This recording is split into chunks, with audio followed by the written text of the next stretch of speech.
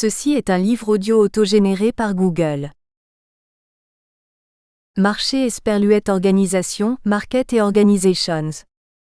Directeur de publication Editor, Dimitri Usunidis, Université du Littoral Côte d'Opale, France, TUC Grèce. Rédactrice en chef Editors-in-Chief, Pierre Barbarou, Créa École de l'Air, Béatrice Dumont, Université Sorbonne Paris-Nord. Rédacteur associé Associate Editors, Sophie Boutillier, Université du Littoral Côte d'Opale, France, Blandine Laperche, Université du Littoral Côte d'Opale, France, Émilie Soufflet, Créa École de l'Air. Rédacteur associé aux Relations internationales International Associate Editors, Arvin Achta, Burgundy School of Business Dijon, France, Widet Bata, American University of Beirut, Liban, David Campbell, Institute of Science Communication and Higher Education Research, Vienne, Autriche. Secrétariat de rédaction Journal Secrétari, Karine Baud, Nathalie Livoury, Université du Littoral Côte d'Opale, France, Esperluette Yann Dudreuil, L'Harmattan, France. Comité de rédaction Editorial Committee. Arvin Achta, Burgundy School of Business Dijon, France. Widet Bata, professeur, Université américaine de Beyrouth, AUB, Liban et Université Lumière Lyon 2, France. Audrey Bécu, Université de Limoges, France. Vanessa Casadella, Université de Picardie Jules Verne. Wafiche Tourou, HEC Tunis, Tunisie. Patrick Cohandé, HEC Montréal, Canada. Romain Debref, Université de Reims Champagne-Ardenne. Hélène Delacour, Université de Lorraine, France. Emmanuel Dubocage, Université Paris-Est Créteil, France. Erwan Le Saout, Université Paris 1, France. Marcos Limas Quema, France. Catalina Martinez, Consejo Superior de Investigación Científica, Espagne. Mireille Matt, INRAE, France. Bérangère Chostak, Université de Lorraine. Corinne Tanguy, AgroSub Dijon, France. David Valla, IEP de Lyon, France. Comité scientifique Scientific Committee. Marcelo Amaral, Universidade Federal Fluminense, Brésil. Amel Atour, Université Côte d'Azur. Sonia Bensliman, ESCP Europe, Paris, France. Camille de Bovis, Université Lyon 3, France. Stéphane Calins, Université d'Artois, France. David Campbell, Institute of Science Communication and Higher Education Research, Vienne, Autriche. Jacques de Fourny, HEC-ULG, Belgique. Farida Djellal, Université de Lille, France. Fragiscos Gaitis, Hellenic Food Authority, Athènes, Grèce. Delphine Gallo, AgroSub Dijon, France. Claudine Gay, L'Université Lumière Lyon 2, France. Pascal Glémin, Université Rennes 2, France. Pierre Laniret, Université Paris-Dauphine, France. Richard Le Goff, ENSTA Paris-Tech, France.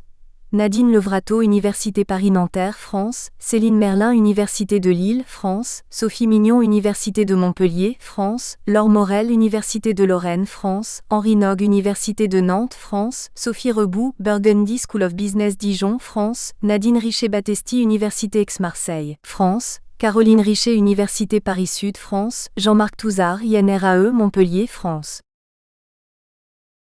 Thème. Crise et faire société sur la planète, un inédit à inventer. Vanessa Casadella, Université de Picardie Jules Verne, vanessa.casadella@u-picardie.fr. Ahmed Silem, Université de Lyon, ahmed.silem@univ-lyon3.fr. Bérangère SZOSTAK, UVSQ, Université Paris-Saclay, bérangère.chostak@uvsq.fr. Face au danger que génère une crise, les acteurs d'une société cherchent généralement à s'enfuir, à se protéger dans une zone où la menace ne gronde pas. C'est ainsi que lors d'une crise environnementale, un tsunami, un tremblement de terre, une canicule, les personnes vont se déplacer dans des espaces sécurs. Lors d'une crise économique, les entreprises peuvent limiter les difficultés en s'orientant vers de nouveaux marchés ou en développant des nouveaux produits. Lors d'une crise politique, guerre, révolution, tout un chacun peut devenir un réfugié et demander l'asile dans un pays en paix. Cela implique en creux que la crise, même la plus intense, reste localisée et Q'. Il est possible de trouver des espaces non atteints par la dite crise. Cependant, comment agir quand une crise touche la planète entière et que les espaces sécurs sont très limités, voire inexistants? Comment envisager de poursuivre ce qui fonde notre humanité? En l'occurrence les interactions, les échanges, les proximités entre les pays, les acteurs d'un même pays et les humains dans leur ensemble. La crise de la Covid-19 pose ces questions. En effet, depuis l'identification du virus, notre société a été profondément bouleversée. Les règles, les critères, les normes classiques de notre société ont été remises en question à tous les niveaux, macroéconomiques, microéconomiques et interpersonnels. Le 3e volume du numéro relatif à la crise de la Covid-19 aborde ces questionnements et propose des pistes pour penser ce que l'on peut penser dans notre société, que ce soit au plan mondial ou local.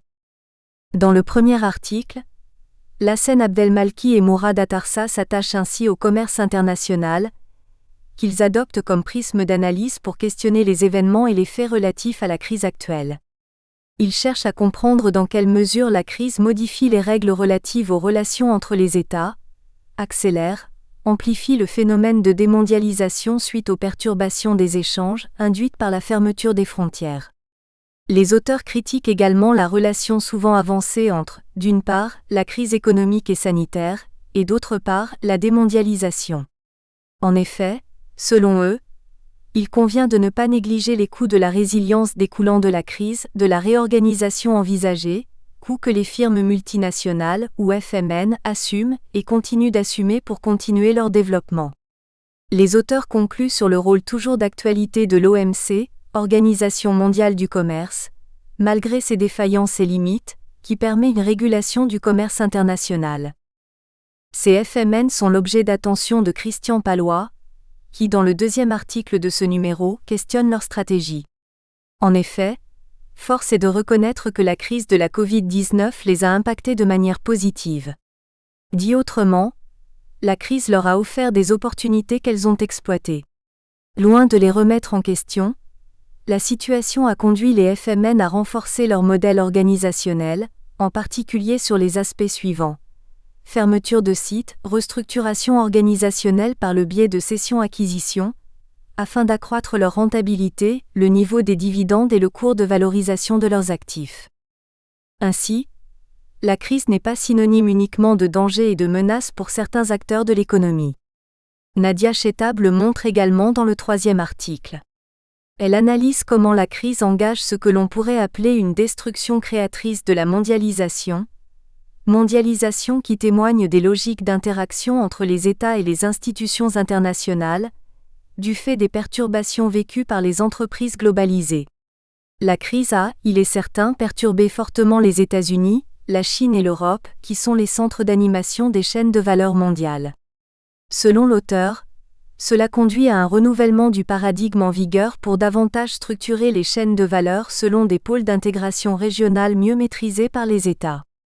Et ce paradigme est dynamisé, entre autres, par les technologies du numérique, en particulier la blockchain, qui ont été largement sollicitées depuis le début de la crise en 2020. En effet, elles ont favorisé le dialogue entre les acteurs économiques obligés d'être à distance, ainsi que le partage des connaissances nécessaires pour trouver des solutions face à l'épidémie. Sur ce dernier point, Abdelkader Djeflat détaille dans le 4e article l'importance d'analyser la crise par le truchement de l'économie de la connaissance. Le sujet de la crise étant médical, il était vital de travailler sur des connaissances précises et nouvelles en vue d'un remède, et ainsi de dépasser des solutions d'un autre âge, port du masque, imposition de la distanciation sociale et du confinement. L'auteur souligne dans ce sens 4 piliers fondamentaux pour y parvenir: les TIC, l'éducation et la formation, la recherche et l'innovation, les institutions. Il rappelle également des attributs importants des connaissances consubstantielles à ces piliers. Elles sont des biens non rivaux, cumulatifs et sources d'externalités positives. Fort de ces considérations, l'auteur propose un cadre conceptuel pour penser la réponse cognitive à la crise, qui se doit de résulter d'un consensus mondial selon lequel le virus est bel et bien un ennemi commun. Si les auteurs des 4 premiers articles de ce numéro adoptent une maille d'analyse macroéconomique, les suivants la réduisent pour considérer la crise au niveau plus local. Par exemple, Désiré Avom s'intéresse à des économies emblématiques du continent africain. Dans ce 5e essai, l'auteur souligne combien une gouvernance macroéconomique reste problématique pour bon nombre d'États africains, alors même que c'est un préalable au changement nécessaire du modèle économique des dits États. En effet, ils doivent investir dans le capital physique et numérique. De son côté, Pierre Salama s'intéresse à l'Amérique latine, qui est une région en soi très inégale au niveau des revenus, de la pauvreté, de la protection sociale et de l'éducation. La crise de la Covid-19 exacerbe cet état de fait.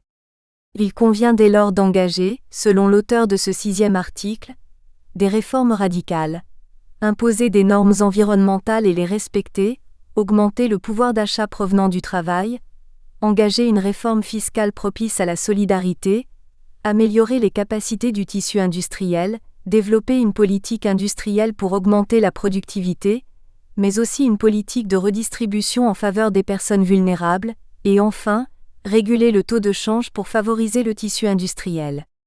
Xavier Richet s'intéresse, quant à lui dans le 7e article, à la Chine, pays qui a marqué et qui marquera définitivement la géographie de la crise en tant que berceau identifié du virus. L'auteur montre que la crise sanitaire a conduit l'ensemble des économies du G20 à adopter des mesures fortes sur les plans de la finance, de la fiscalité, du social et de la sphère réglementaire, contrôle des prix, des emplois, restrictions commerciales. Du fait de la crise, la question qui se pose alors concerne les relations nouées entre la Chine et les grandes économies de marché. En effet, la Chine est désormais face à des sujets nouveaux comme la croissance endogène et la demande intérieure, mais aussi l'indépendance technologique dans des secteurs stratégiques. Si l'ensemble de ces articles interroge selon des regards complémentaires, la notion de l'espace, qu'il soit mondial ou local, ils mettent en évidence que notre faire-société est fondée sur une proximité physique qui a été mise à mal par la crise. André Thor propose alors de revenir sur le concept de proximité et de discuter de son rôle dans la propagation de la pandémie, ce qui a conduit les pouvoirs publics à réduire de manière drastique les interactions humaines et sociales. Avec la crise, la proximité géographique est devenue suspecte. Elle inquiète et fracture la société, alors même que la mise à distance des gens les uns vis-à-vis des autres conduit à une perte des échanges et des repères. La crise montre combien il est fondamental d'organiser désormais les proximités même à distance. Cela est d'autant plus essentiel que, même proches physiquement, ces échanges et repères sont perturbés par un objet banal, le masque. À partir d'un travail d'analyse original de 2,1 millions de tweets publiés sur le réseau social Twitter entre février et mai 2020, Sophie Balek, Michel Calciu, Julien Monod et Christophe Benavent ont étudié le rôle joué par le masque au cours de la crise en adoptant le cadre du management du désastre. Les auteurs expliquent, preuve à l'appui dans ce dernier article de recherche du numéro, que le masque est présenté comme ce par quoi les relations sociales se redéfinissent et qui, malgré l'isolement qu'il génère, nous rapproche de la réalité commune à tous. Cet objet matériel joue un rôle central dans l'élaboration des différentes interactions sociales entre les gens. Il nous conduit ainsi, pouvons-nous ajouter, à inventer un faire-société inédit sur toute la planète. La crise économique de 2020, SIGNETE-LLE, la fin de la mondialisation ? Une interprétation dans le contexte de la crise sanitaire de la Covid-19. La Seine ABDELMALKI, Université Lumière Lyon 2 La Seine. Abdelmalki@univ-lyon2.fr. Mourad Atarsa, Université de Versailles, mourad.atarka@uvsq.fr. Résumé. Les relations traditionnelles qui existent entre la croissance économique et le commerce international sont passablement perturbées par la crise de la Covid-19 qui sévit depuis le printemps 2020. Alors que les organisations économiques internationales annoncent un creusement prononcé du cycle de croissance, OCDE, FMI, etc., ou des investissements directs étrangers, CNUSED, une aggravation bien plus prononcée devrait affecter les échanges mondiaux de biens et de services, prévient l'OMC. Si le pessimisme des prévisions statistiques fait la quasi-unanimité parmi les économistes et les observateurs politiques, tel n'est pas le cas pour les effets structurels induits par la crise elle-même. Pour certains, la crise de la Covid-19 signe la fin de la mondialisation en provoquant une marche forcée vers la régionalisation du commerce et un retour à des politiques publiques portant le sceau des souverainetés nationales. Pour d'autres, au contraire, le modèle productif antérieur connaîtra des infléchissements qui se matérialiseront par une régionalisation des sources d'approvisionnement, le raccourcissement des chaînes de valeur et la relocalisation des activités au plus près des marchés de consommation. En d'autres termes, le nouvel âge de la mondialisation va porter à se protéger sans succomber au protectionnisme. L'article fournit une matière suffisante permettant de comparer entre ces doctrines en confrontant leurs arguments et leurs propositions, dans un contexte où les supputations sur la durée et l'ampleur de la crise demeurent fondamentalement incertaines. Mots-clés: commerce international, crise sanitaire, mondialisation, ouverture des économies, raccourcissement des chaînes de valeur, régionalisation des échanges, sécurité des approvisionnements. Abstract. Is the 2020 economic crisis the last nail in globalization's coffin? En interprétation in the context of the COVID-19 health crisis. The traditional relationship between economic growth and international trade has been significantly disrupted by the COVID-19 crisis since spring 2020. While international economic organizations are predicting a marked deepening of the growth cycle, OECD, IMF, etc., or foreign direct investment, UNCTAD, a much more pronounced worsening should affect world trade in goods and services, warns the WTO. Although the pessimism of the statistical forecast is almost unanimous among economists and political observers, this is not the case for the structural effect induced by the crisis itself.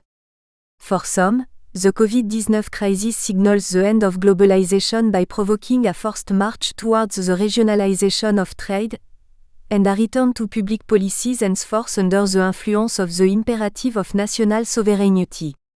For others, the previous production model will experience change that will materialize through the empowerment of source of supply, the shortening of value chain and the relocation of activities closer to consumer markets. Finally, the new age of globalization will lead to protection without succumbing to protectionism. The article provides sufficient material to compare these doctrines by comparing their arguments and proposals in a context where speculation about the duration and extent of the crisis remain fundamentally uncertain. Keywords: international trade, health crisis, globalization, opening of economy, shortening of value chain, regionalization of trade, security of supply. GEL code F62 F10. Depuis l'hiver 2020, les spéculations vont bon train sur les conséquences multiples attendues de la double crise en cours, celle de l'épidémie de la Covid-19 et corrélativement celle de la récession économique. Pour certains, les effets conjugués de ces deux phénomènes signent le passage de l'ancien monde au nouveau monde. Le premier monde, en vigueur jusqu'aux années 1970, a connu la recherche effrénée de la croissance économique et de l'ouverture internationale. Le nouveau monde, en branle depuis le début des années 1980, est marqué par une croissance durablement molle et le retour obstiné aux souverainetés des nations. À la lutte pour la compétitivité et à l'essor des échanges internationaux, thème mobilisateur de la période antérieure, a succédé, au tournant du nouveau siècle, une mobilisation générale pour un nouveau type de croissance qui empêche l'effondrement et permette de contenir les contraintes de l'ouverture internationale, de Bray 2020. Cet article confronte les deux thèses rattachées à ce basculement historique. Les auteurs se demandent s'il y a lieu de parler de poursuite de la mondialisation ou plutôt de l'amorce d'une démondialisation, porteuse d'un retour vers les territoires locaux, les ensembles régionaux et les cadres nationaux. Cette interrogation est à l'origine de nombreuses polémiques depuis plusieurs années, Moreau-Defarge, 2000, et se trouve désormais réactivée par l'avènement brutal de l'épidémie de la Covid-19 depuis le printemps 2020. Alors que les répercussions économiques et sociales de cette dernière restent largement incertaines, autant dans leur ampleur que dans leur durée, nous inclinons à considérer que leurs effets induits sur la croissance ne permettent pas de conclure objectivement à la fin de la mondialisation. En effet, il y a au moins autant de facteurs qui attestent de la poursuite de la mondialisation que de facteurs qui donnent à penser que nous sommes à l'heure de la démondialisation. 1. Le commerce international fragilisé par la récession et la crise sanitaire de la Covid-19. Plusieurs facteurs suggèrent l'avènement d'une planète démondialisée. Parmi les plus souvent avancés, il y a la persistance de la récession et son corollaire l'essoufflement du commerce international. Certains mettent en avant également les effets structurels de l'épidémie de la Covid-19 sur la stérilisation du capital fixe et les ressources productives, matérielles et humaines. Enfin, La suspicion sur l'insécurité des approvisionnements dans certains produits sensibles incite à la revendication d'une plus grande souveraineté nationale sur ces ressources. 1.1. La persistance de la récession et les incertitudes sur la poursuite de la crise sanitaire poussent au repli protectionniste. L'atonie actuelle de la croissance fait partie des facteurs qui incitent un nombre croissant d'observateurs à plaider en faveur d'une possible réversibilité de la mondialisation. Des économistes se sont également convertis à cette thèse, naguère mise en avant par Jacques Sapir 2011 et récemment réactivée par Christian Chavagneux 2017. Ils ajoutent leur voix à celle des militants traditionnels de la démondialisation, Latouche 2019. La faiblesse de la croissance, en dégradant l'emploi et les revenus, sème un sérieux doute sur les vertus du commerce international et sa capacité d'être pourvoyeur de bien-être. Le commerce international, qui était autrefois perçu comme instrument d'une pacification des relations entre les nations, se révèle un facteur de discorde entre les nations comme le montrent actuellement les relations houleuses entre les États-Unis et la Chine, mais aussi entre les États-Unis et certains de leurs alliés traditionnels comme l'Europe, le Mexique ou le Canada. Les rapports de force internationaux ont profondément changé, d'une manière qui modifie la perception qu'ont les États des bénéfices et des risques liés à l'ouverture. Les États-Unis et l'Europe doivent désormais composer avec des puissances émergentes qui leur disputent le leadership du commerce mondial. Parmi ces nouvelles puissances, il y a certes la Chine et l'Inde, mais aussi le Brésil, la Turquie et les économies dynamiques de l'Est et du Sud-Est asiatique. En particulier, il y a lieu de citer le cas de la Corée du Sud qui s'est hissée depuis peu au rang de 5e puissance commerciale, derrière la Chine, les États-Unis, l'Allemagne et le Japon, mais devant la France, l'Italie et le Royaume-Uni, les anciennes puissances commerçantes qui voient leur déficit extérieur se creuser et leur compétitivité être malmenée, en appellent logiquement ou plus exactement leurs entreprises et secteurs économiques les plus concurrencés à la protection. Ce qui est paradoxal, c'est que ces appels trouvent des relais efficaces auprès de nombreux acteurs de la société civile qui sont traditionnellement plutôt hostiles au milieu d'affaires. C'est ainsi que des écologistes et des associations de défense des consommateurs se sont joints à beaucoup d'organisations syndicales pour vanter les vertus du localisme et en appellent au retour de l'État souverain. Les appels en faveur de la relocalisation des activités en France sont une dimension nouvelle de ce retournement des analyses et des opinions. La thèse de la démondialisation n'est pas seulement une affaire d'humeur politique ou de conjoncture dépréciée, elle est aussi devenue un sujet d'intérêt pour les économistes. Après avoir, des décennies durant, défendu le libre-échange, l'économiste américain Paul Samuelson a concédé quelques années avant sa mort en 2009 que, face à la dure réalité des choses, il serait inconsidéré de voir le libre-échange comme une panacée face à la faiblesse durable de la croissance aux inégalités géographiques mondiales. Dans ce registre, l'étude dévastatrice des économistes américains Francisco Rodriguez et Danny Rodrik, 2000, doit être citée. C'est la première étude scientifique contemporaine à avoir réussi à semer le doute sur l'existence d'une relation significative et constante entre croissance, commerce extérieur et bien-être. Danny Rodrik, 2018, a récidivé plus récemment avec un article remarqué dans lequel il soutient qu'avec la fin des 30 Glorieuses, les partisans de l'ouverture en exagèrent souvent les bénéfices afin de relancer une mondialisation visiblement en panne. Ces derniers suggèrent notamment que l'élimination des barrières commerciales doit logiquement stimuler la spécialisation internationale et donc l'efficacité des entreprises, efficacité productive et emploi accru et des marchés, hausse des échanges. Pour l'auteur, ces objectifs pris ensemble sont contradictoires ou plus exactement supposent des conditions draconiennes. En particulier, les échanges doivent croître de manière forte et équilibrée simultanément pour tous les participants à l'échange. Or, depuis quelques années, les accords commerciaux ne réalisent plus de création nette d'emplois importante. Ils ne font le plus souvent que les redistribuer d'une industrie à l'autre et ou d'un pays à l'autre. Dans l'ensemble, le jeu serait à somme nulle. Dans l'avenir, le commerce international ne serait pourvoyeur d'emplois qu'à la condition d'une reprise forte de la croissance et de la demande mondiale. Or, cette perspective est très improbable à court terme et pourrait même être retardée, voire empêchée, par la diffusion de l'épidémie par paliers successifs, certes selon une gravité différenciée, à tous les secteurs d'activité économique et à l'ensemble des économies nationales. 1.2. Le commerce international, en évolution sinueuse depuis plusieurs années, est confronté aux effets inédits de la crise sanitaire de 2020. Les oscillations du rythme du commerce international au cours des 5 dernières années, 2015 à 2020, tranchent avec l'essor important et quasi continu qui avait marqué les échanges depuis la création du GATT en 1947. En dollars courants, le commerce mondial de marchandises a bondi de 59 milliards de dollars en 1948 à 18 919 milliards de dollars en 2018, soit une multiplication par 320 en 70 ans, OMC 2019. Aucune autre grandeur économique n'a progressé autant en si peu de temps. La tendance vient rappeler que la principale facette de la mondialisation est incontestablement la facette commerciale. Dans l'ensemble, l'après-guerre confirme l'importance croissante prise par le commerce international devenu, dans la durée, l'un des vecteurs structurants de l'économie mondiale et l'un des déterminants de la croissance dans la plupart des régions de la planète.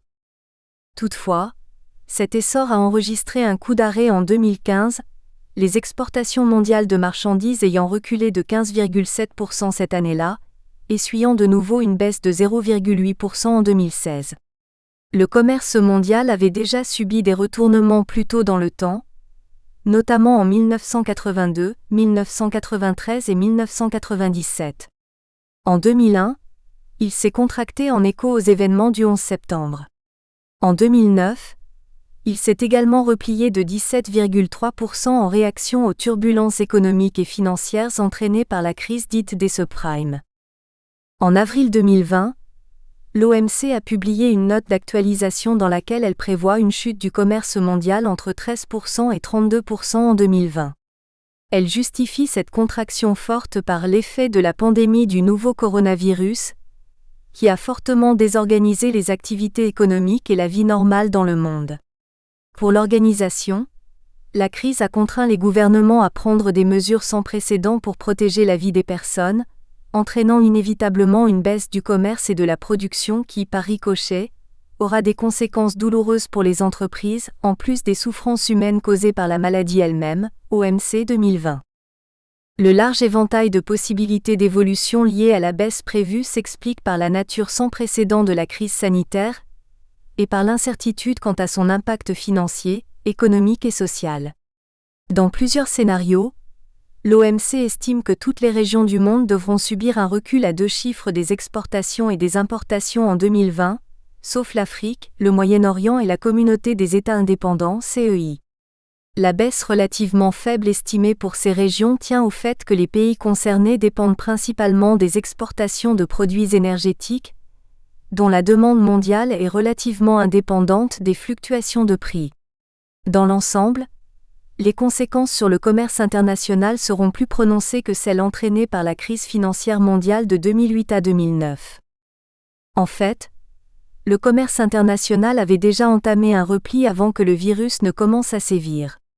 En 2019, le commerce mondial des marchandises a enregistré un recul de 0,1% en volume, après avoir progressé de 2,9% en 2018.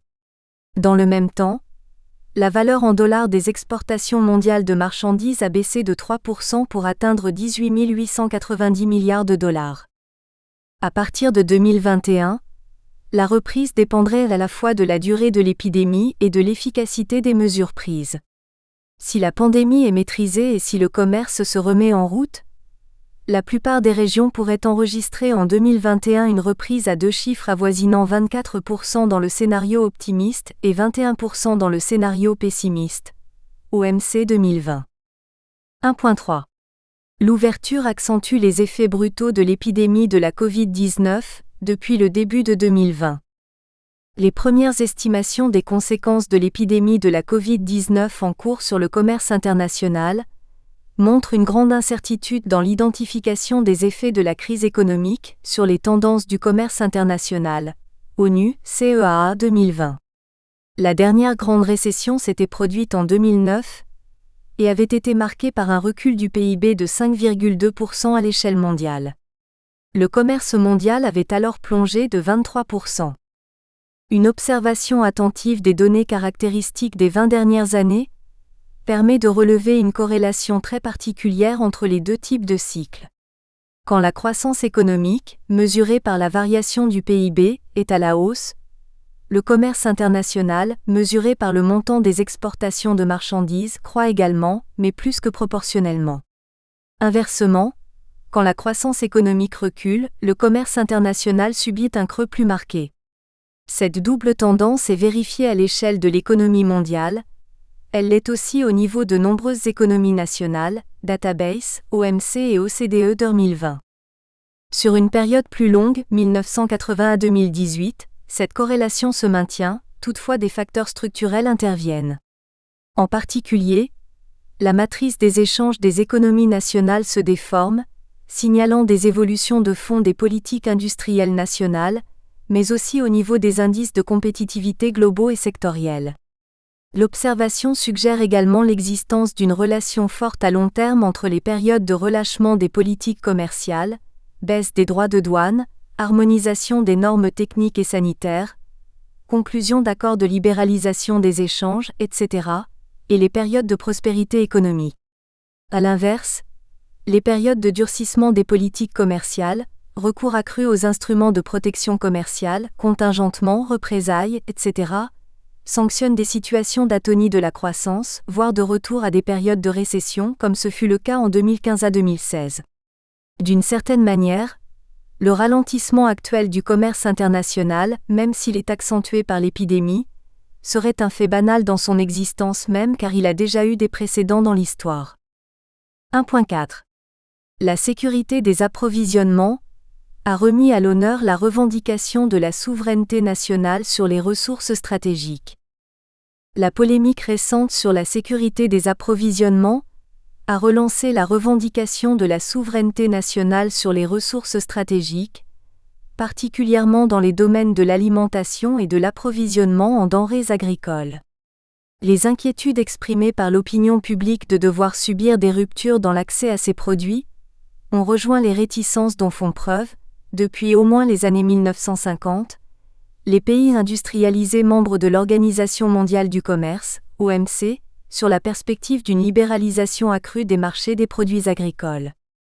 Ces pays annoncent sporadiquement leurs intentions de relancer l'ouverture des marchés.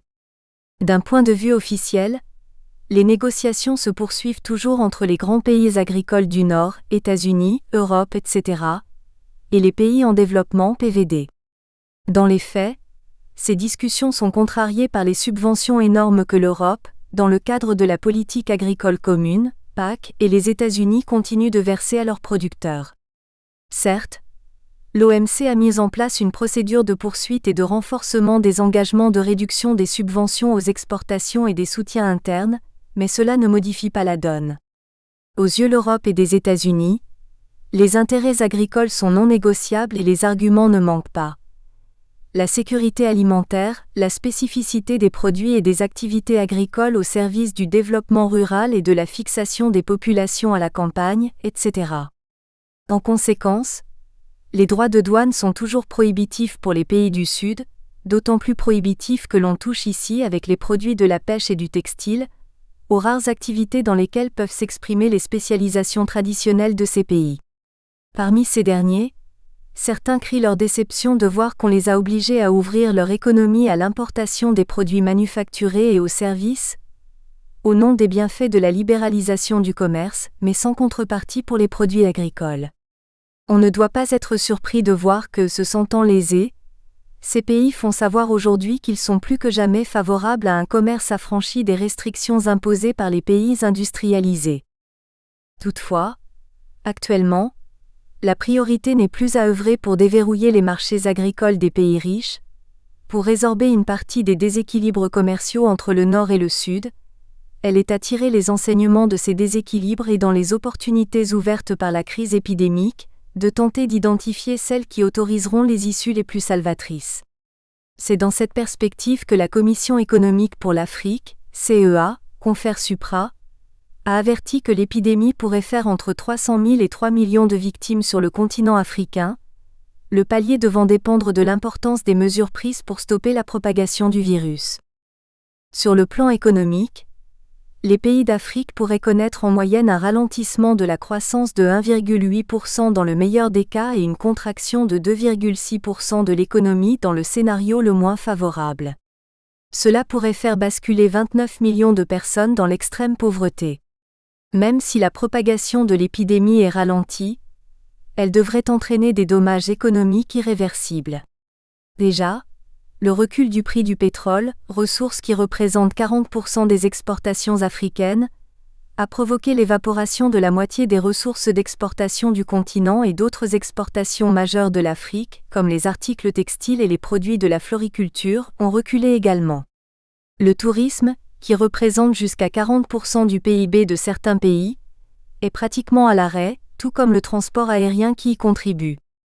Faute d'une réaction locale rapide, et en l'absence d'une coopération internationale appropriée, les gouvernements se trouveraient exposés à une perte brutale de tout contrôle sur l'ordre public. La CEA évalue à 100 milliards de dollars le budget nécessaire pour répondre aux urgences sanitaires et progressivement contenir les pressions qui s'exercent déjà sur le continent. Si l'Afrique est singulièrement vulnérable, c'est parce que 56% de la population urbaine est concentrée dans des bidonvilles, le plus souvent surpeuplés et mal ou non équipés, et que seuls 34% des ménages ont accès aux moyens d'une hygiène élémentaire. Environ 70% de la population active est employée dans ce qui est appelé communément le secteur informel, et la plupart de ces salariés ne peuvent faire de télétravail, ni même se passer quotidiennement d'une quête de quoi vivre. Près de 40% des enfants de moins de 5 ans souffrent de malnutrition. De tous les continents, l'Afrique est celui qui a la plus forte prévalence des pathologies de masse en raison du manque d'équipements dans les établissements hospitaliers et des professionnels de santé, de sa forte dépendance à l'égard des importations dans les domaines des médicaments et produits pharmaceutiques, et enfin, du fait que les économies sont incapables de faire face aux coûts croissants des soins et aux conséquences exorbitantes des confinements. Au-delà de l'Afrique, ce sont tous les pays en développement, en particulier les plus touchés par la crise sanitaire, qui sont contraints par des besoins croissants de financement de leur économie. À ce titre, la capacité de ces États à générer et collecter leurs propres recettes et à mettre en valeur leurs ressources spécifiques apparaît comme un enjeu fondamental pour se hisser au niveau des effets en cascade et multisectoriels de l'épidémie. 2. De la crise économique et sanitaire à la démondialisation, une évidence discutable. Les inerties que rencontre la mondialisation, depuis quelques années, a pour contrepoids d'autres facteurs qui continuent de soutenir la poursuite de l'intégration internationale. Parmi ces derniers, l'importance que représentent historiquement les marchés internationaux pour les économies nationales n'est pas des moindres. Les économistes savent depuis longtemps que l'ouverture est consubstantielle à la croissance et au développement, seules ses formes et son intensité changent périodiquement. Par ailleurs, la thèse de la fin de la mondialisation est contredite par la poursuite de l'internationalisation des approvisionnements et de l'externalisation de leurs processus de production par les firmes multinationales. Une dynamique qui incite à considérer l'OMC comme un gendarme nécessaire à la défense de l'ordre multilatéral, Abdelmalki, Sandretto 2017. 2.1. La nouveauté n'est qu'ignorance de l'histoire. L'ouverture et l'expansion par les marchandises et les capitaux sont au cœur de la dynamique du capitalisme depuis les origines de ce dernier. C'est ce que rappellent conjointement les géographes et les historiens de l'économie, Giraud 2018, Beer 2018, Cardina 2013. Si l'essor des investissements directs étrangers, ID, a marqué le pas au cours des toutes dernières années, il se maintient toutefois à un très haut niveau. Beaucoup d'entreprises nord-américaines et européennes continuent de se délocaliser vers le reste du monde pour gérer leurs actifs ou préserver leur compétitivité. Les faits le prouvent, les situations de prospérité accélèrent les flux des ID, mais les situations de crise les accélèrent encore plus car les capitaux doivent renouveler sans cesse leurs conditions de rentabilité, CNUSED 2018. De même, si la réduction des barrières à l'échange s'est amorcée sous l'égide du GATT, dans un contexte d'une prospérité naissante à partir de 1947, et si elle est restée ensuite à l'œuvre sous l'égide de l'OMC jusqu'à ces dernières années, elle se poursuit aujourd'hui dans un cadre plutôt bilatéral ou régional. Selon le secrétariat général de l'OMC, environ 483 accords commerciaux régionaux ACR ont été notifiés à l'organisation depuis 1995, dont 303 accords actifs en janvier 2020, Secrétariat des ACR 2020, Genève. L'ouverture internationale n'est donc pas en crise, ce sont ses formes qui ont mué. Elle a été impulsée par les pays industrialisés à partir du début du XIXe siècle. Elle est aujourd'hui reprise et relancée par les économies dynamiques du Sud. La révolution industrielle a mis plus d'un siècle pour s'accomplir en Europe et en Amérique du Nord, mais seulement quelques décennies à s'installer dans les pays du Sud. Les effets bénéfiques de la mondialisation sont à ce point évidents pour Pascal Lamy que ce dernier n'hésite pas à écrire que la démondialisation est un concept réactionnaire, 2011. Pour ce dernier, à la fois ancien directeur général de l'OMC et ancien commissaire européen au commerce, les problèmes auxquels s'est heurté le système de l'économie mondiale depuis 2009 forcent ce dernier à se transformer profondément à un double niveau.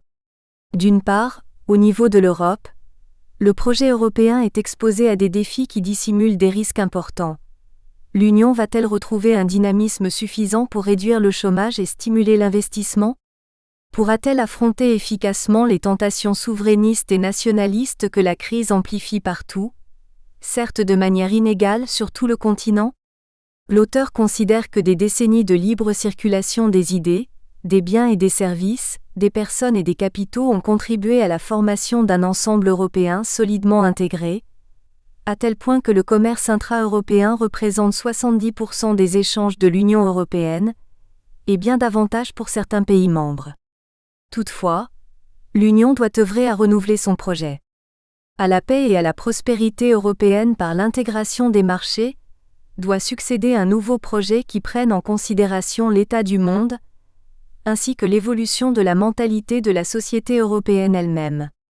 Face à une Chine conquérante et à une Amérique plus que jamais introvertie et belliqueuse, la vocation de l'Europe doit être de civiliser la mondialisation. Cela reviendrait à pacifier les relations internationales et à aplanir les menaces internes et externes, en participant à des missions qui prennent en considération les besoins réels de la société et qui incitent les administrations nationales à adopter des normes et des politiques communes qui deviendraient des références pour tous. Lamy, Gnesotto 2017. Au niveau mondial, l'on assiste depuis une trentaine d'années à un renouvellement incessant des tensions qui donne, à chaque nouvelle secousse, une trajectoire différente à la mondialisation. Dans les années 1990 et 2000, la récession qui avait frappé les grandes économies, États-Unis, Allemagne, France, Japon, etc., a entraîné une rapide expansion des chaînes de production grâce à la baisse des tarifs douaniers et à l'essor des nouvelles technologies qui ont écrasé les coûts liés à la distance, transport, assurance, délocalisation, etc. Ce modèle productif a connu un succès considérable, qui a poussé nombre d'entreprises à s'installer dans les zones où les coûts de production sont les plus faibles. Le capitalisme de marché était alors dans une logique d'efficience. La singularité de la crise de la Covid-19 tient au fait qu'elle va accélérer la reconfiguration des chaînes de valeur au nom de la précaution. Pour Pascal Lamy, la précaution sera imposée par les États dans les secteurs considérés comme stratégiques, médicaments, alimentation, agriculture, sécurité, etc. Au lieu d'avoir une ou des usines dans un pays, les firmes multinationales choisiront d'en avoir une en Chine et d'autres ailleurs. Les entreprises vont remanier les chaînes de valeur pour les rendre plus résilientes aux chocs économiques, comme les ruptures d'approvisionnement, et sanitaires comme le repli vers des produits plus sûrs. Cela se fera au prix d'une performance moindre. En effet, on connaissait les coûts de la transition environnementale, la crise de la Covid-19 va désormais confronter la mondialisation au coût de la résilience. Cela va se traduire par une hausse des prix et ou une baisse des profits, et donc par une croissance mondiale moins rapide. Dans ce contexte sans précédent, les marchés internationaux continueront de jouer leur rôle en compensant les reculs de la production et de l'offre sur les marchés nationaux. Tout compte fait, l'épidémie ne signera pas la fin de la mondialisation, mais une diversification de cette dernière, Lamy 2020.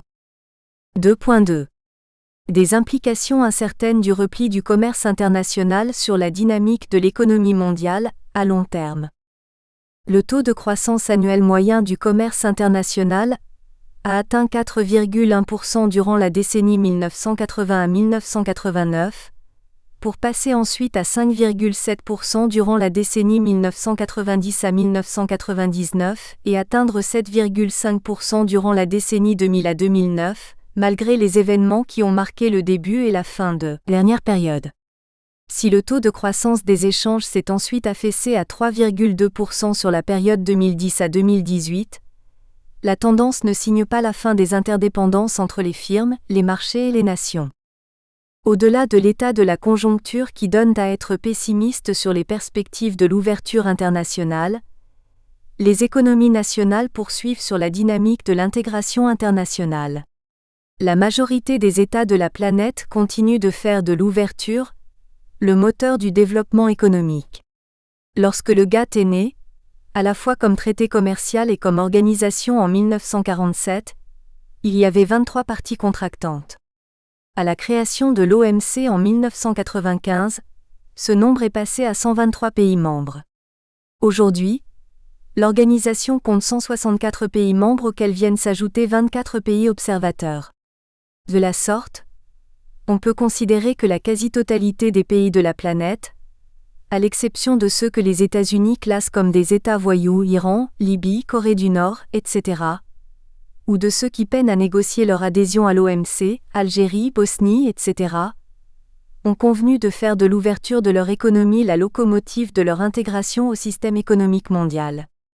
Les doutes sur la réalité de la reprise et les tentations de repli pourront persister, le temps des difficultés en cours, mais devrait logiquement s'estomper avec le retour à un environnement plus stable.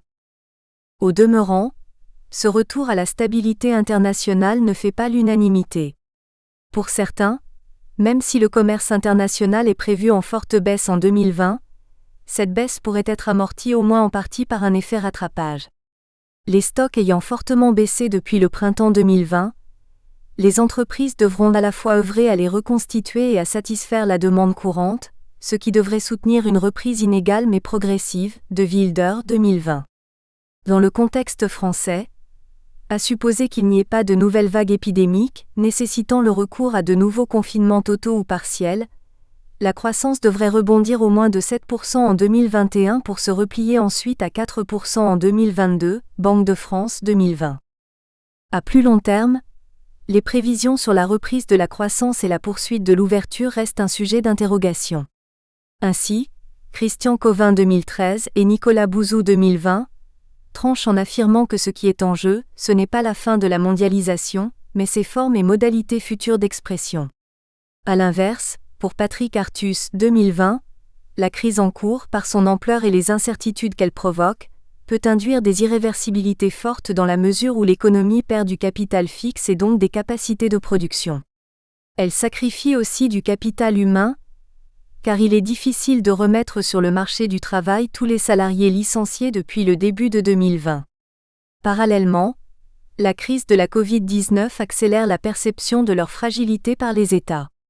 Tout particulièrement, les entreprises accumulent des dettes et des méventes qui peuvent les dissuader d'investir et d'embaucher à court terme. Selon lui, ces deux facteurs portent un coup dur à la mondialisation. Le montant des importations des pays de l'OCDE en provenance des pays émergents, en proportion de leur PIB consolidé, après avoir fortement augmenté jusqu'en 2015, est constant depuis 2016 et pourrait connaître un fort repli au cours des prochaines années. L'effet de la crise actuelle ne devrait pas seulement se refléter dans la contraction du commerce international, mais aussi dans une régionalisation de ce dernier ainsi que dans une métropolisation des chaînes de valeur. Les firmes multinationales, indépendamment de leur nationalité, travailleront dans le futur à satisfaire les marchés des aires régionales où elles sont localisées, loin du modèle en vigueur jusqu'à présent où les lieux d'approvisionnement et de production d'un côté et les lieux des débouchés d'un autre côté étaient séparés. Pour Joseph Borrell, 2020, les grandes crises accélèrent généralement l'histoire. Cette leçon doit pousser à penser les enjeux de la crise de la Covid-19, sous l'angle des effets qu'elle est susceptible d'induire au niveau des dynamiques déjà en action. L'épidémie n'accouchera pas de la fin de la mondialisation, mais elle aidera à la remise en cause de ses présupposés idéologiques, notamment le fameux triptyque qui associe l'ouverture des marchés, le recul de l'État et la privatisation de l'économie. La phase de la mondialisation qui a précédé s'était soldée par une extension de la production au niveau mondial, en profitant à la fois de la diminution spectaculaire des coûts de transport, de l'essor de la digitalisation et de la faiblesse des coûts de fabrication qui ont conféré un avantage décisif aux pays émergents, Chine en tête. En conséquence, les flux tendus ont remplacé les stocks. La crise en cours ne remettra pas en cause les chaînes de valeur héritées de cette période en raison de leurs avantages productifs et commerciaux incontestables. En revanche, le modèle productif antérieur connaîtra des infléchissements majeurs qui se matérialiseront par un plus grand souci dans la diversification des sources d'approvisionnement, notamment dans les produits de santé, par le raccourci de certaines chaînes de valeur et la relocalisation des activités associées au plus près des marchés de consommation, et enfin, par le retour à l'État protecteur qui est mieux à même de protéger les citoyens contre les coûts sociaux de la crise et l'incertitude des marchés. En définitive, le nouvel âge de la mondialisation va porter à se protéger sans succomber au protectionnisme. Pour l'OMC, la probabilité d'une reprise forte de la croissance et du commerce international est plus grande si les États et les entreprises considèrent l'épidémie de la Covid-19 et la récession qu'elle engendre comme des chocs temporaires. Elle sera d'autant moins coûteuse si les États acceptent de renforcer la coopération internationale pour favoriser des solutions communes. Une démarche coordonnée est la seule qui puisse stimuler les investissements et maintenir l'ouverture et la prévisibilité des marchés, OMC 2020. 2.3. La mondialisation toujours à l'agenda des firmes multinationales. Une note récente de l'INSEE 2018 souligne le degré avancé de l'internationalisation de l'économie française par l'entremise de ces firmes multinationales, FMN. Cette internationalisation se traduit davantage par l'implantation à l'étranger de filiales de FMN que par les exportations. C'est aussi le cas pour le Royaume-Uni. L'Allemagne se distingue en associant une présence forte de filiales à l'étranger à des exportations importantes. L'INSEE souligne également que les FMN sous contrôle français ont la moitié de leur activité et de leur emploi implantés à l'étranger, soit respectivement 52% et 53%. Symétriquement, au sein de l'économie française, les FMN, qu'elles soient sous contrôle français ou étranger, représentaient environ la moitié de l'emploi, 47% et de la valeur ajoutée, 56% des entreprises installées sur le territoire. Les multinationales sous contrôle étranger pèsent respectivement 12% et 15%. Au même moment, les stocks dits en France et français à l'étranger représentaient respectivement 41% et 64% du PIB, d'après les définitions officielles du manuel de la balance des paiements. En longue période, selon les données de la Banque de France, le stock d'investissement direct français à l'étranger a été multiplié par 3,6 depuis 2000. Parallèlement, l'ouverture aux investissements étrangers s'est poursuivie avec un stock dit en France multiplié par 2,3. La comparaison avec les autres pays de l'OCDE montre la forte extraversion des FMN françaises relativement à la taille de l'économie nationale. La CNUSED estime à environ 15% du PIB mondial la part de la valeur ajoutée brute produite par les filiales étrangères des FMN, CNUSED, 2017. Dans cette réalité, qui semble s'accentuer irréversiblement, s'enracine une autre justification à la poursuite de l'ouverture. En effet, la distinction établie traditionnellement par les économistes entre avantages comparatifs et avantages concurrentiels semble vouée à devenir ténue. L'identité des entreprises se confondrait de moins en moins avec l'identité des économies nationales. Même si l'avantage comparatif garde sa signification, l'avantage concurrentiel devient un puissant vecteur de développement des investissements et des échanges mondiaux. L'avantage concurrentiel qui a trait à la capacité des firmes à combiner les initiatives stratégiques et la gestion de leurs ressources évolue plus rapidement que l'avantage comparatif. Les écoles de pensée économique ont traditionnellement des opinions différentes sur le poids relatif de chacun de ces deux types d'avantages. Toutefois, un nombre croissant d'auteurs s'accordent sur le fait que les modèles commerciaux des grandes nations résultent d'une combinaison des deux types d'avantages. L'essor du commerce de produits similaires, ou commerce intra-branche, en serait la démonstration. Ce dernier articule à la fois l'internationalisation des processus de production des FMN, lesquels se délocalisent d'un pays à l'autre, et la hausse des échanges entre les économies liées par de telles délocalisations. Certains économistes qui mettaient autrefois l'accent sur la primauté des stratégies d'entreprise en viennent aujourd'hui au constat que l'environnement macroéconomique, la qualité des infrastructures et la transparence des réglementations nationales peuvent nettement influer sur le comportement des entreprises et leurs avantages concurrentiels.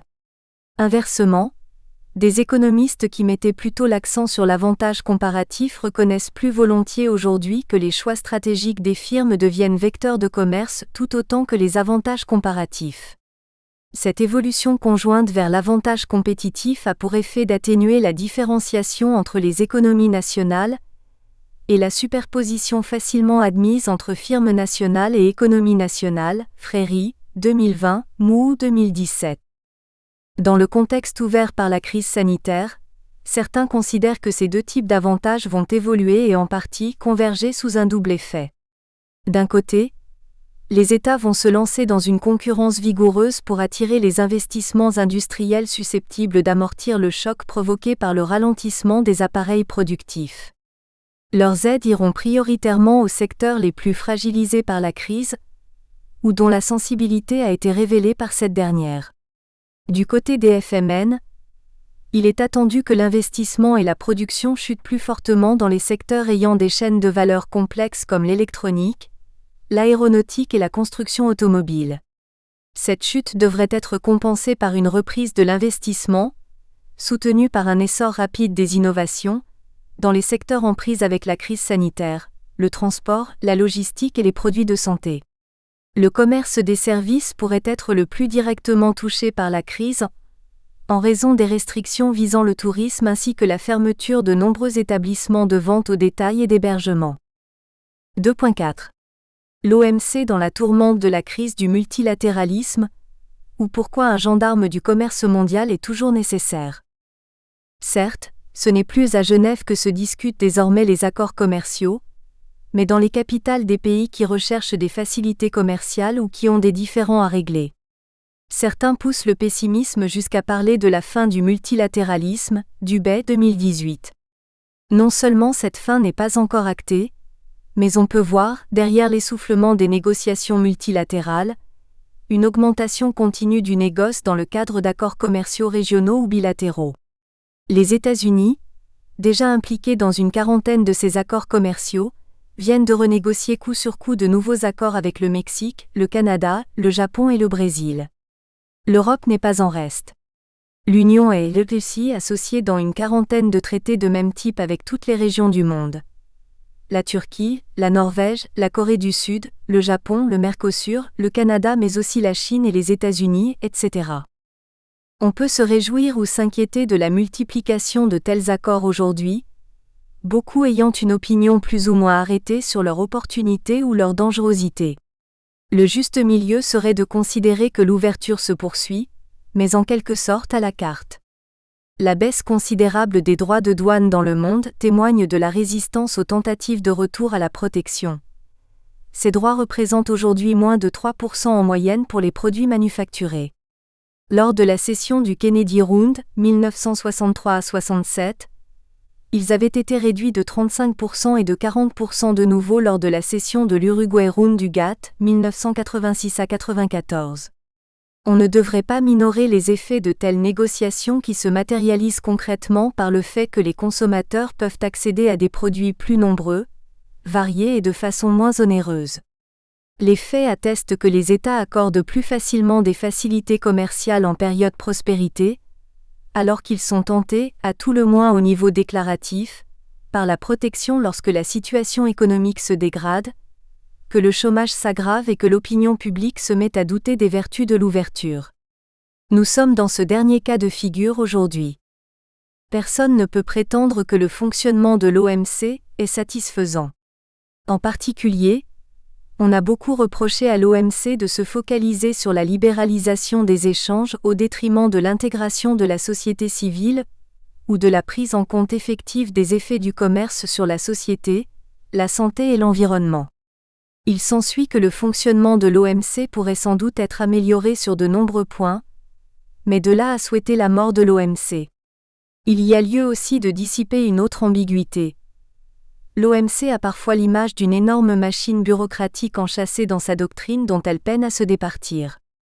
Sur ce dernier aspect, il faut rappeler que l'OMC est une organisation intergouvernementale qui n'a pas de personnalité juridique propre.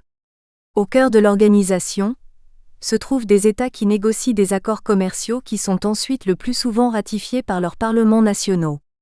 Bien entendu, tous les pays ne pèsent même d'un même poids, mais il arrive aussi que les différends portés à l'arbitrage de l'organe de règlement des différends, ordre de l'OMC, donnent lieu à des décisions contraires aux intérêts des grandes puissances, Kiefer, Marquet 2020. Si l'OMC n'a plus la confiance des États membres, ou même seulement si elle perdait la confiance des membres qui comptent le plus comme l'Europe ou les États-Unis, l'on risquerait de se retrouver face au vrai libéralisme, c'est-à-dire au fond à la loi de la jungle. Même si l'organisation fonctionne de façon sous-optimale, son cadre demeure source de stabilité et de prévisibilité. Comme l'avait si bien dit Henri Lacordaire, dominicain, en 1848, entre le fort et le faible, entre le riche et le pauvre, entre le maître et le serviteur, c'est la liberté qui opprime et la loi qui affranchit, confère. Abdelmalki, Sandretto 2017. Conclusion. L'Europe, l'épidémie de la Covid-19 et le tournant de la mondialisation. Que cette modeste contribution s'achève par une référence à l'Europe peut surprendre. Pourtant, il faut bien admettre que les difficultés de l'Europe à s'affirmer accentuent les tensions sur les équilibres commerciaux mondiaux. Normalement, la politique commerciale dont elle s'est dotée devrait lui témoigner d'un rôle à la mesure de sa dimension de première puissance commerciale de la planète. En réalité, si l'Europe a affûté ses règles de fonctionnement et harmonisé les conditions de la concurrence au niveau interne, elle n'a pas réussi à progresser au même rythme au niveau extérieur. Elle est régulièrement confrontée à des divisions internes que l'élargissement vers l'Est, à partir de 2004, n'a fait qu'aggraver en multipliant la nature des problèmes à résoudre et les solutions pour le faire. Cela a pour effet que l'Europe donne parfois l'impression de ne pas exister face à ses grands adversaires. Chaque nouveau conflit commercial révèle au grand jour le coût de la non-Europe. 1000 occasions ont été offertes à l'Union pour faire la preuve de son unité. Le conflit avec la Chine sur les panneaux photovoltaïques ou avec les États-Unis sur la banane ou le commerce de voitures. Chaque fois l'Europe a trouvé matière pour se diviser à Bruxelles avant même de rencontrer ses partenaires à Pékin ou Washington pour trouver des issues aux différends commerciaux. Le Brexit n'est qu'un avatar de ces tensions qui laisseront, sauf changement de cap spectaculaire que personne ne peut plus espérer, subsister un doute sérieux sur l'aptitude de l'Europe de donner un nouveau tournant au multilatéralisme et à son missionnaire en chef, l'OMC. Il faut remarquer que cette attitude de l'Europe coûte aussi indirectement au reste du monde. En s'enfermant dans ses problèmes internes et en se mettant à la marge des grands dossiers de la planète, l'Europe laisse de manière non intentionnelle les États-Unis et la Chine dans un affrontement permanent qui peut avoir des conséquences suicidaires pour la diplomatie commerciale internationale. Borrell, 2020. Nous espérons que vous avez apprécié cet aperçu. Pour continuer à écouter ce livre audio sur Google Play Livres, utilisez le lien dans la description de la vidéo.